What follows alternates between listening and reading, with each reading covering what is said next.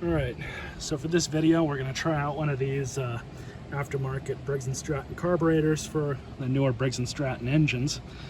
These are Chinese-made carburetors. The link to this is down below should you decide to buy one.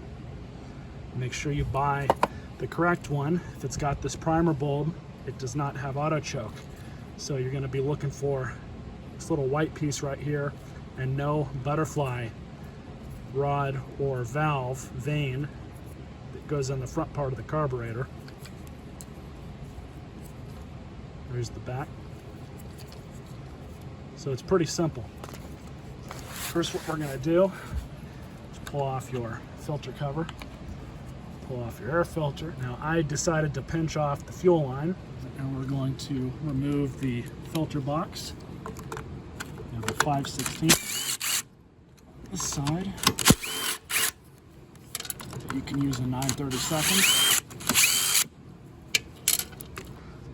Now I knew after I fixed this engine, for the last video I did on it, I knew I was going to have to replace this carburetor, so none of this is a surprise to me. Somebody had already been into this thing before, and they had over-tightened one of the bolts that go into the bowl at the bottom. Scoot this back just a little bit.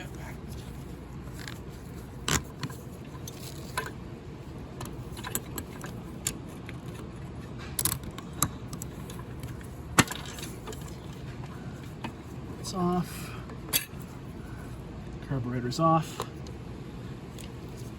So here's the new one. You want to make sure that that little O-ring is sitting in there where it should be.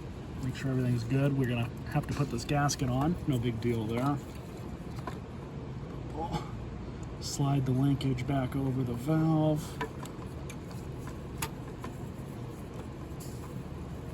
Slide the new carburetor in place after we put the fuel line on.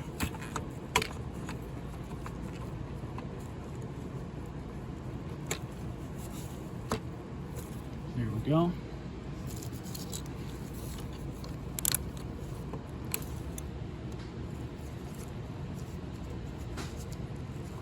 Now you have this PCV line right here that has to go into the back of this.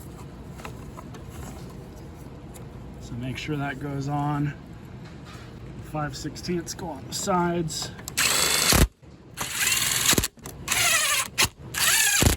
So put our air filter back on. Filter cover. Let's give her a few primes, give her a start.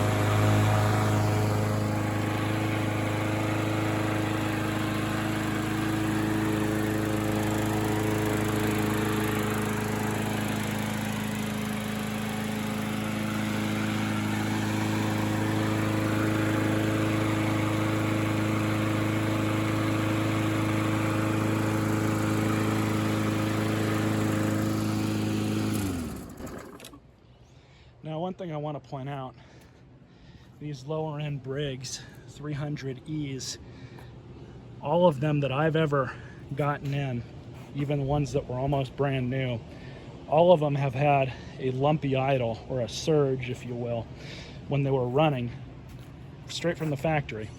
That seems to be a common issue with these across the board. I've had quite a few people report in on some of my videos featuring these particular engines, and they've all kind of said the same thing, that they all run really weird. And I would guess that that is because from the factory they're made to run as lean as possible, which is part of the reason why you end up having carb trouble with these. And I'm wondering, you know, obviously I didn't pull that carburetor apart and check, but I wonder if whoever made it made sure that those jets were a little bit bigger, because I've never heard one of these run that smooth before. They've always had that weird idle that they'd get, or that little bit of a surge, but this one seems to run really good. Now it just needs to get a bath and it'll be ready for sale. Hope you guys enjoyed this video.